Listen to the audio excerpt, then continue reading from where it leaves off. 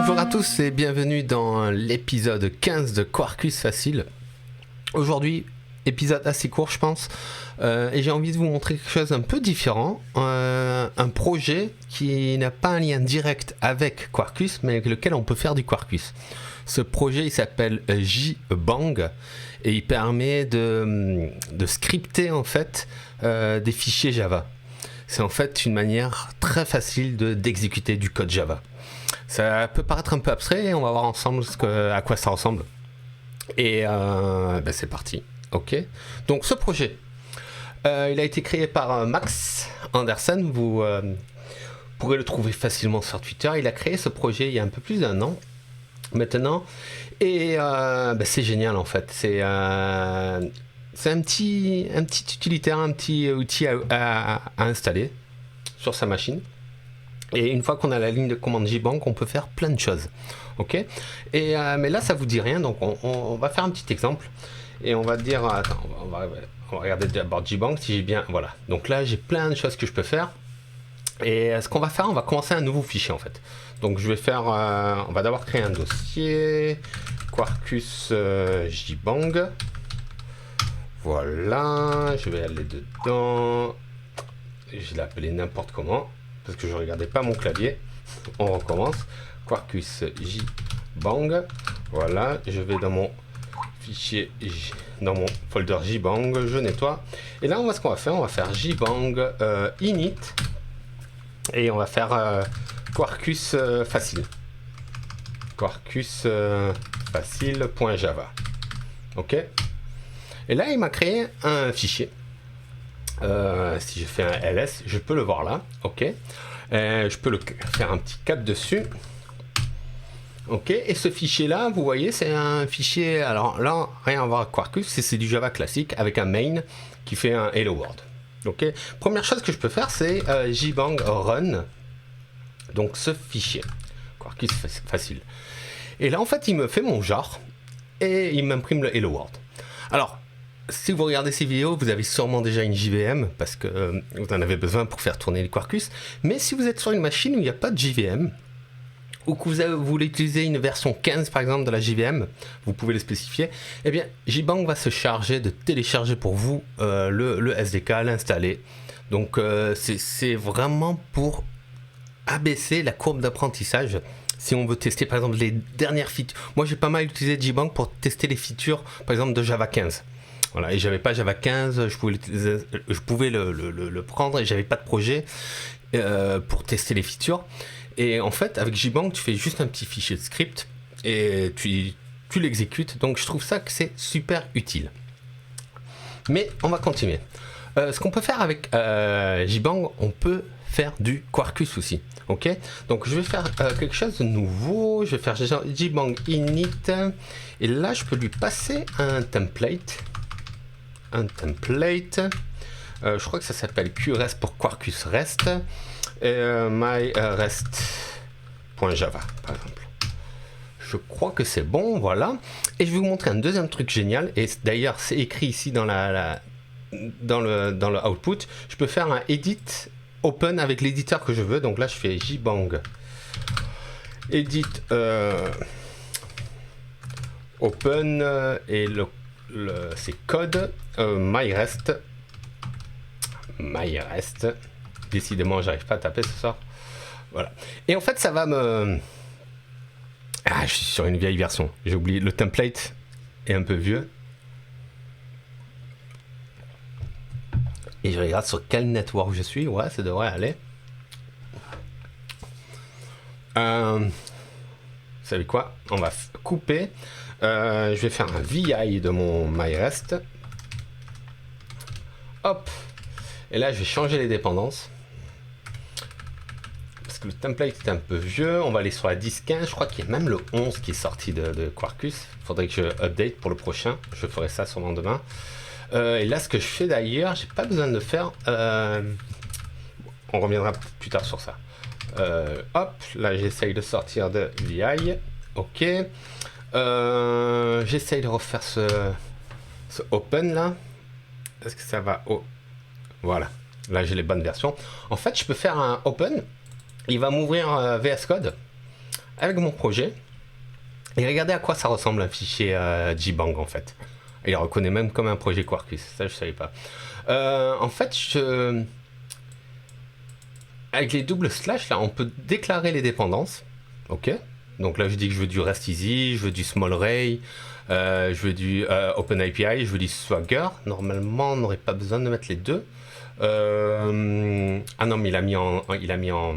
Ok, j'avais pas vu. Il avait mis en commentaire. Ok, là je peux passer des paramètres de la JVM et tout ça.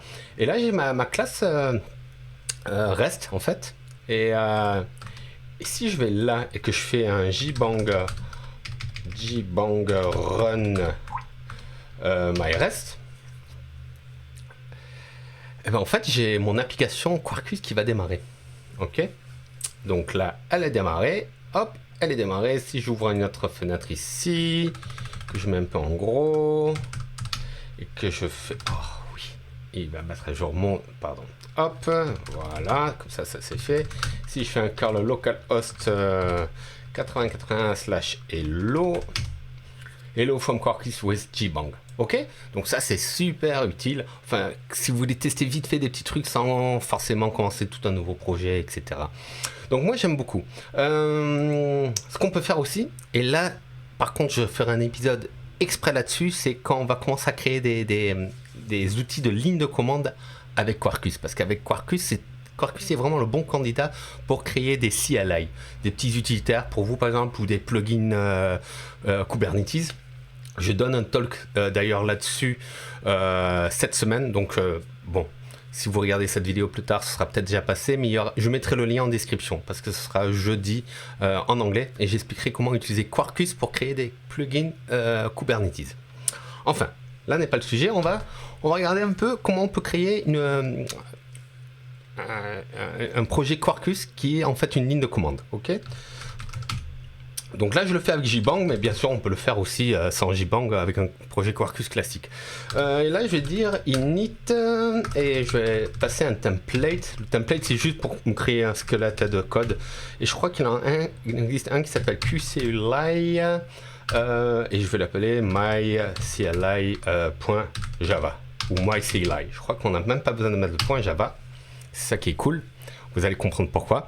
MyCLI et je vais faire un VI dessus carrément. Juste pour changer la version, je ferai un PR à max pour mettre à la dernière version. Et voilà. Et là je vais faire un JBang edit et c'est MyCLI. Là, normalement, ça devrait m'ouvrir mon projet. Voilà. OK. Donc, ce qui est intéressant ici, c'est que j'utilise une extension. Vous allez voir ici l'extension qui s'appelle Quarkus Pico CLI. Pico CLI, c'est en fait un projet qui permet de créer des lignes de commande en Java. Okay. En fait, ça permet de facilement parser tous les paramètres, les options qu'on pourrait passer après notre programme. Et il peut nous les injecter dans le code. Donc là... je vais pas trop rentrer dans les détails, mais en gros, il nous crée un exemple ici. On peut passer un paramètre à notre programme et il va prendre en compte ce paramètre et il va le rajouter en faisant hello mon paramètre. S'il n'y a pas de paramètre, par défaut, il va prendre default value, il va prendre word. Ok, donc projet vraiment super simple. Et on va essayer de le tourner ici. Là, si je fais JBang run myCLI sans rien du tout, on va voir. Il devrait écrire hello world. Voilà, hello world.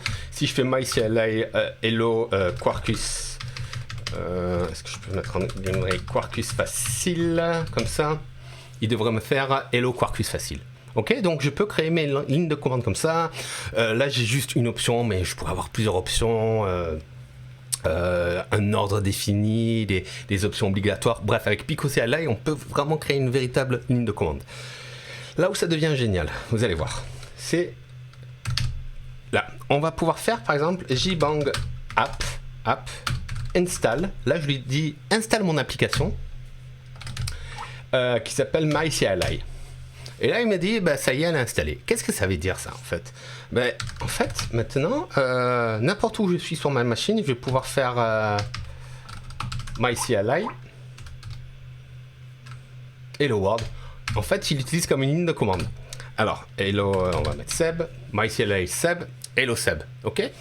En fait, ce qui se passe under the hood, c'est encore c'est JBang qui va exécuter mon jar. Donc, encore, c'est de la JVM.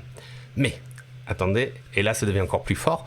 En fait, ce qu'on peut faire aussi, c'est créer une version native. Vous vous rappelez, dans l'épisode 2, je vous ai montré comment compiler en natif avec Quarkus. Ben, JBang supporte aussi cette compilation native. Du coup, je devrais pouvoir faire JBang build native MyCLI. OK. Donc là, il va construire mon jar. Une fois qu'il a fait mon jar, il va créer une version native de mon application. OK. Et donc là, encore une fois, ça va durer 1 ou 2 minutes, ça dépend. Pendant ce temps, pendant que ça charge ici, je vous rappelle jbang.dev, OK, pour avoir plus d'infos. Ici, super le tweet, mais jbang.dev, il y a le compte Twitter, OK. D'ailleurs, aujourd'hui, il y a Emmanuel Bernard, que vous connaissez peut-être, qui a beaucoup travaillé, participé au projet Quarkus, qui a écrit un blog post sur JBang. Il explique comment JBang l'a aidé pour migrer, je crois, son blog post. OK. Voilà. Donc là, je comble et c'est toujours pas fini. Si vous allez sur GitHub, sur jbang.dev, vous avez le projet ici. OK. Donc n'hésitez pas à y aller parce que de une, vous pouvez voir toute la documentation ici. Toute la doc est présente en fait dans le README. OK. Donc il y a plein de choses à faire. C'est un projet qui est en plein boom et c'est Max qui est derrière. Et dès qu'on trouve des petites erreurs ou des features qu'on aimerait bien avoir, ben, on lui ouvre une pull request ou une issue et il fait des releases presque tous les jours en ce moment. Donc c'est génial. Moi j'ai mon talk dans 3 jours et il me manquait plein de petites choses et il me les a toutes rajoutées et chaque jour il faisait une nouvelle release. Donc c'est génial. Bref, je reviens ici. Ça y est, il a fini. Donc, il m'a créé une version native maintenant de ma CLI. Et maintenant, je vais pouvoir aussi l'installer, comme j'ai fait auparavant.